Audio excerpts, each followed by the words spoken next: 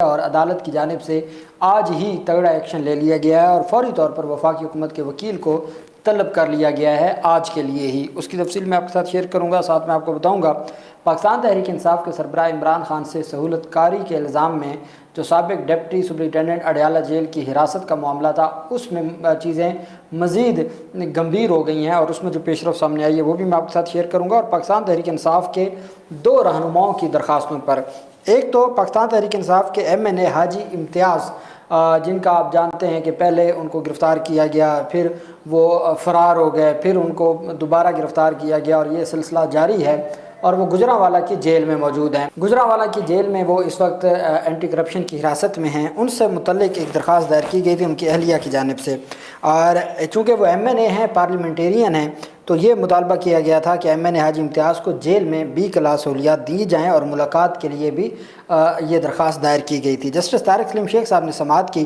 پہلے تو registrar Lahore high court کی جانب سے درخواستوں پر اعتراض لگا دیا۔ جسٹس طارق سلیم شیخ صاحب نے اعتراض کو کالعدم قرار دے دیا اور درخواست کو سماعت کے لیے مقرر کرنے کا حکم دے دیا۔ P T I M N A Haji Imtiaz اس وقت اینٹی کرپشن کیس میں گجرانوالہ سینٹرل جیل میں ہیں۔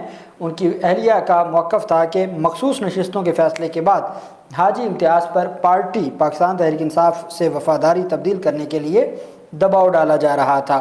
حاجی امتیاز کو جیل میں ضروری ادویات مہیا نہیں کی جا رہی تھی، فیملی ممبران اور وکلاء سے ملاقات کی بھی اجازت نہیں دی جا رہی تھی۔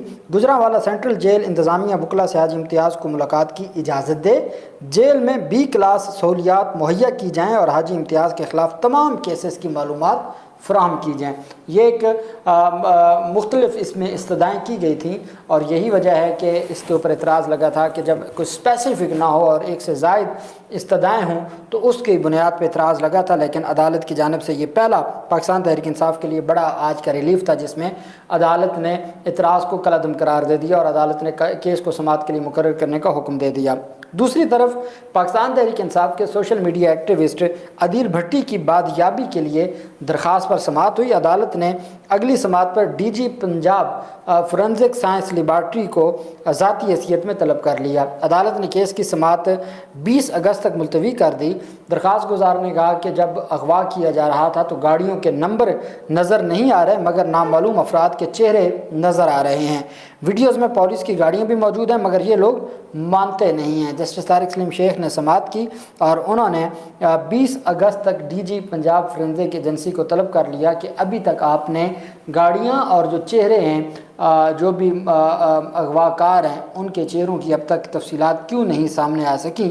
اس بنیاد پہ عدالت نے ان کو ذاتی حیثیت میں طلب کر لیا ہے۔ اور اب دیکھنا یہ ہے کہ یہ جو بازیابی کا کیس ہے، چونکہ پاکستان تحریک انصاف کے کارکنان جوک در جوک اسلام آباد ہائی کورٹ سے رجوع کر رہے ہیں، چونکہ لاہور ہائی کورٹ اب تک بازیاب کروانے میں بری طرح ناکام رہی ہے۔ اور اب دیکھنا یہ ہے کہ معزز عدالتیں اپنا جو اعتماد ہے عوام پر اس کو کیسے بحال کیا جاتا ہے۔ پاکستان تحریک انصاف کے سربراہ عمران خان اڈیالہ جیل میں ہیں اور ڈپٹی سپرنٹینڈنٹ محمد اکرم کو کچھ عرصہ پہلے ہٹا دیا گیا تھا۔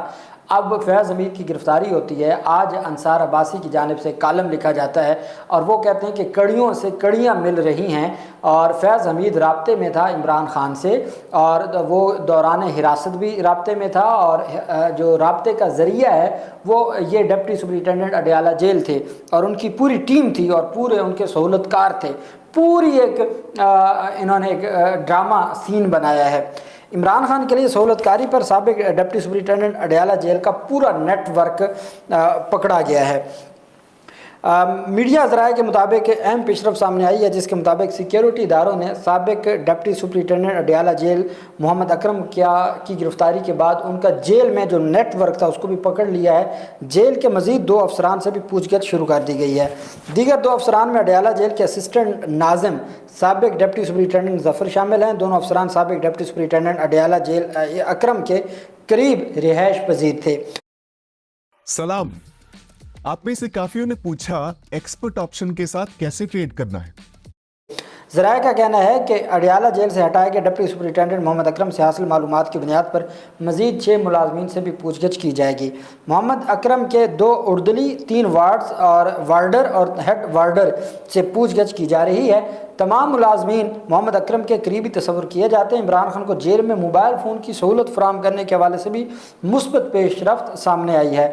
ذرائع کے مطابق 3 یورپی ممالک کے نمبرز پر بنائے گئے واٹس ایپ کے لیے استعمال ہونے والے موبائل فون کے شواہد بھی مل چکے ہیں۔ اڈیالہ جیل سے ہٹائے گئے ڈپٹی سپرنٹینڈنٹ محمد اکرم پی ٹی آئی رہنما زلفی بخاری اور ایک سابق صوبائی وزیر پنجاب کے بھی قریبی سمجھے جاتے ہیں۔ محمد اکرم پر عمران خان کے لیے پیغام رسانی اور سہولت کاری کا الزام ہے۔ ڈپٹی سپرنٹینڈنٹ محمد اکرم مختلف اوقات میں مجموعی طور پر 15 سال سے زائد عرصہ اڈیالہ جیل تعینات رہے۔ سابق ڈپٹی سپرنٹینڈنٹ کا جیل میں مکمل نیٹ ورک برسٹ کر دیا ہے اور عمران خان کو خلاف ضابطہ فراہم سہولیات پیغام رسانی کے معاملات پر جیل انتظامیہ کی میٹنگ بھی آج ہونے کا امکان ہے۔ نئی سے نئی بات، اگر تو ایک ڈپٹی سپرنٹینڈنٹ جیل اگر وہی یہ سارے معاملات کر رہا تھا اور اتنا کچھ ہو رہا تھا تو پھر کہاں گیا ہمارا پورا نظام جو جس کے بارے میں کہا جاتا ہے کہ ہمارا نظام بہت بہتر ہے اور پہلے نمبر پر ہے اور بہت ساری چیزیں۔ تو پھر اس کا مطلب یہ ہوا کہ ڈپٹی سپرنٹینڈنٹ جو تھا وہ 17ویں گریڈ کا ہوگا، وہ بہت سمجھدار نکلا ہے باقی لوگوں سے، پھر تو اس کو بڑے عہدوں پہ تعینات کیا جائے۔ تو خیر اس طرح کی جو چیزیں ہیں وقتاً فوقتاً ہم سنتے رہتے ہیں اور اس طرح کے جو معاملات ہیں ان کو وقتاً فوقتاً اس طرح کی خبریں سامنے آتی رہتی ہیں۔ فیض حمید کے حوالے سے چونکہ پاکستان تحریک انصاف کے سربراہ عمران خان نے بڑا واضح کہہ دیا تھا کہ ہمارا اس معاملات سے کوئی لینا دینا نہیں ہے۔